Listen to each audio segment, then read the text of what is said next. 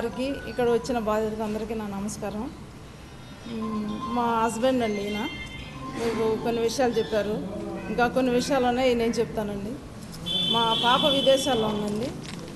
అయితే ఆవిడ పేరు ఫోర్జరీ సంతకాలు చేసి ఆవిడ పేరున చిట్లు వేసి మమ్మల్ని కట్టలేని స్థితిలోకి 90 చిట్ల వరకు వేసి తర్వాత ఇవన్నీ మేము ప్రాపర్టీస్ అమ్మేసుకొని బయట అప్పులు తెచ్చి తీసుకొచ్చి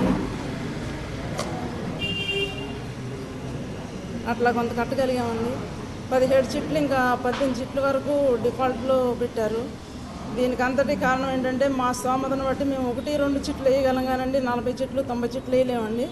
అయితే ఏంటంటే వాళ్ళ స్వార్థం కోసం, వాళ్ళ బిజినెస్ కోసం, వాళ్ళ కమిట్మెంట్ కోసం, వాళ్ళ స్వలాభం కోసం మమ్మల్ని ఇరికిచ్చి మా పచ్చగా ఉన్న సంసారాన్ని మా పచ్చగా ఉన్న సంసారాన్ని బుగ్గిపాలు చేసి వీధిని పడేసి మా ఆస్తులన్నీ అమ్మించి తర్వాత మా పిల్లలకి పెళ్లి చేయలేని స్థితిలో కూడా వచ్చామండి మేము.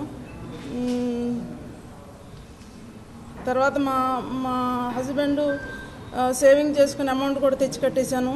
చాలా వరకు ఆస్తులు అమ్మేసి కట్టేశాను.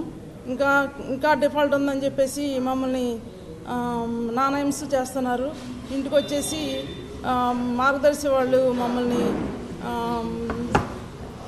హెరాస్మెంట్ చేయటం, గ్యారంటీల దగ్గరికి వెళ్ళి వాళ్ళని హెరాస్మెంట్ చేయటం, వాళ్ళ ఆస్తులు అమ్మేస్తామని చెప్పి బెదిరించడం, మా ఆస్తులు అమ్మేస్తామని బెదిరించడం, ఇప్పుడున్న ఇల్లు కూడా దాన్ని అటాచ్మెంట్ తెచ్చి దాన్ని కూడా అమ్మేసేయడానికి ప్రయత్నిస్తున్నారు. వీళ్ళ ఉద్దేశం ఏంటంటే ఆర్థిక స్తోమత లేని వాళ్ళని కూడా చిట్టులో విరికించేసి వాళ్ళ ఆస్తులను కొల్లగొట్టడం వీళ్ళు చేయం. దీనికి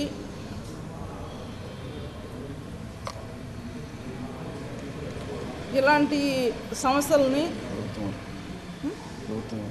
ప్రభుత్వం వారు మాకు సహకరించి మాకు జరిగిన అన్యాయాన్ని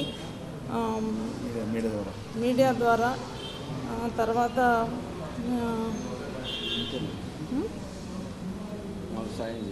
మాకు సహాయం చేయాలి, మాతో పాటు ఉన్న మిత్రులందరూ కూడా సహాయం చేయాలని ప్రార్థిస్తున్నాను.